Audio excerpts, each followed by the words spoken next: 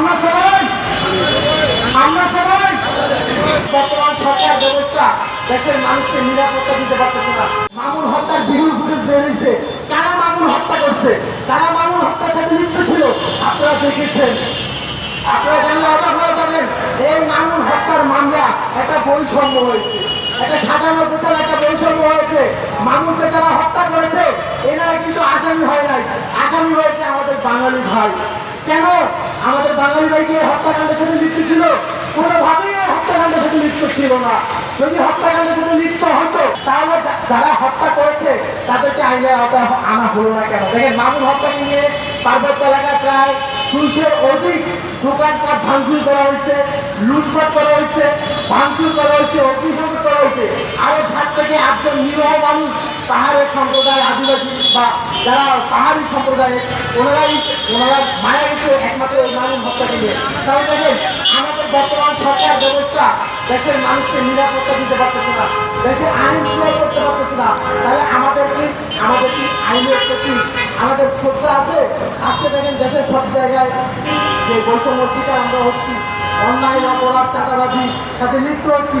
এমনকি প্রথম কাতারের নেতৃত্ব আমি সরকার পতনের জন্য দিলাম, কিন্তু আমি যে বৈষম্য শিকার হলাম এর বিচার আমি কোথাও পালাম না। আমি ডক্টর মোহাম্মদ ইউনূসকে সহ, আমাদের উপদেষ্টা যারা আছেন মহাদেবকে সহ এবং সেনাপ্রধানকে সহ আমি বলতে চাই, আমাদেরকে নিরাপত্তা কে দিবে? কে আমাদেরকে নিরাপত্তা দিবে? সেই হাসিনা, পলাতক হাসিনা ইন্ডিয়া থেকে এসে আমাদেরকে নিরাপত্তা দিবে? আজকে পাহাড়ে দেখেন, এই যে আদিবাসী নিয়ে যেই আমাদের সেই শব্দটা নিয়ে যেই গতকালকে যে হত্যাকাণ্ড হলো, এরপর দেখেন আজকেও যে আন্দোলন, এখানে দেখেন আদিবাসী কথাটা কেন ব্যবহার হচ্ছে, এই কথাটার সাথে কি বুঝাচ্ছে? তাহলে আমরা পাহাড়ে যারা আছি আমরা কি বাঙালি নয়? আমাদেরকে কেন এই কথা বলে আমাদেরকে পৃথক করার চেষ্টা করতেছে? এখানে কোন মহল কাজ করতেছে? তাহলে সেই আমেরিকার এজেন্ট এখানে কাজ করতেছে, ওই যে ইসরায়েলের এজেন্ট এখানে কাজ করতেছে। সুতরাং আমি বলতে চাই, এই দেশটা আমাদের, এই দেশের নাগরিক আমরা চাই আমাদের প্রত্যেকের সেই জীবন ব্যবস্থা।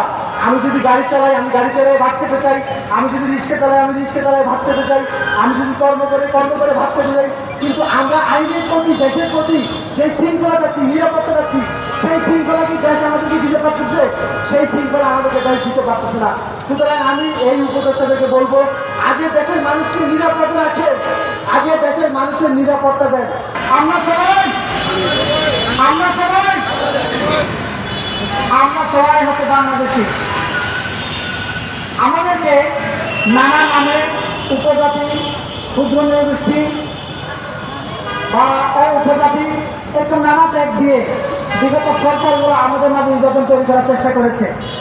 তাই আপনি এই যে গতকাল থেকে আজকে পর্যন্ত আপনার সোশ্যাল মিডিয়াতে যে বিতর্ক দেখেছেন, এই বিতর্ক হচ্ছে বাংলাদেশে, আপনারা জানেন কিনা জানি না, বাংলাদেশের ধর্ম আছে 4টা। বাংলাদেশের কয়টা ধর্ম? 4টা ধর্ম। কিন্তু ওই গাছে যে গ্রাফিটি ছিল, ওই গ্রাফিটি একটু ভুল ছিল, এটা আমি পরে কথা বলবো।